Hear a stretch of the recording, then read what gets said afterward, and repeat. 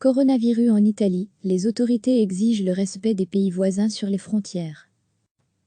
L'Italie exige le respect des autres pays d'Europe à propos de la prochaine réouverture des frontières, une question qui nécessite une réponse européenne coordonnée, a déclaré le ministre italien des Affaires étrangères, Luigi Di Maio.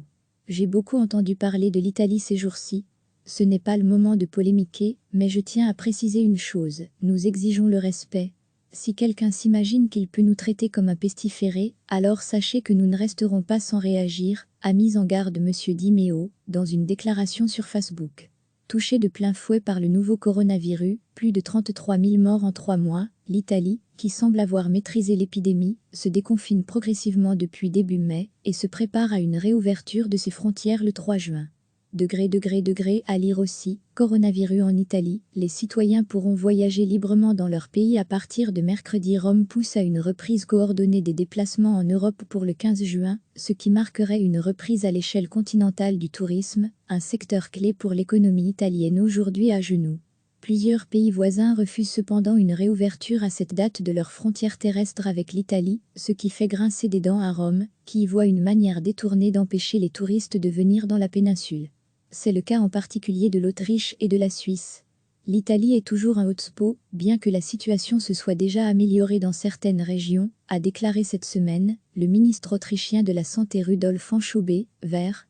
Sur cette question de la réouverture des frontières, nous avons besoin d'une réponse européenne parce que si nous agissons de manière différente et désordonnée, l'esprit de l'UE est perdu. Et l'Europe s'effondre, a plaidé le ministre italien. Notre patience a ses limites. Je comprends la concurrence entre les différents États, elle est légitime, à condition toutefois qu'elle soit saine et équitable, a-t-il souligné, vantant la beauté unique, les merveilles et les plages uniques de son pays. L'Italie exige le respect des autres pays d'Europe à propos de la prochaine réouverture des frontières, une question qui nécessite une réponse européenne coordonnée, a déclaré le ministre italien des Affaires étrangères, Luigi Di Maio. J'ai beaucoup entendu parler de l'Italie ces jours-ci. Ce n'est pas le moment de polémiquer, mais je tiens à préciser une chose, nous exigeons le respect.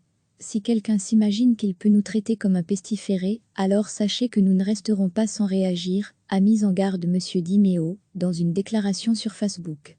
Touchée de plein fouet par le nouveau coronavirus, plus de 33 000 morts en 3 mois, l'Italie, qui semble avoir maîtrisé l'épidémie, se déconfine progressivement depuis début mai et se prépare à une réouverture de ses frontières le 3 juin.